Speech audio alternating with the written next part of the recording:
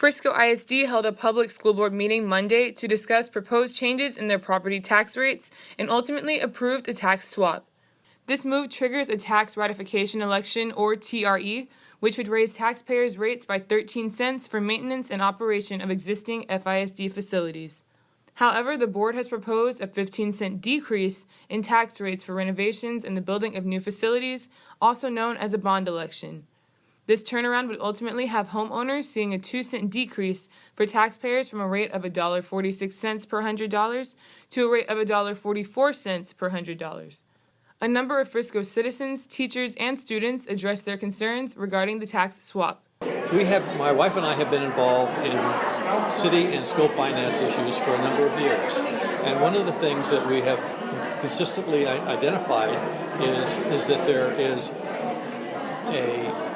it is very difficult to oppose or have a disagreement about school finance with the board without being labeled anti-kids or anti-schools or anti-public schools. You can oppose a financial issue or a policy issue without hating kids, without hating schools. And it is a false narrative for anybody in the city to use the phrase that, well, you hate kids or something because you disagree. We need to get beyond that narrative because that is just flat out not true.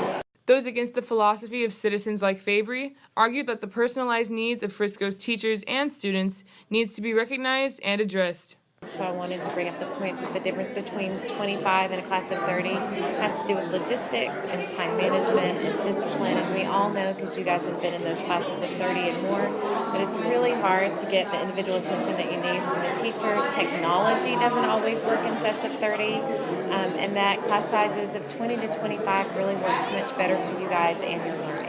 I would like them to really come into the schools and really come into our classrooms and see what it's all about. It's kind of hard to see on the outside looking in. No official changes have been enacted yet. The board's decision only means that citizens will now have the option to vote for or against these proposals on November 6th.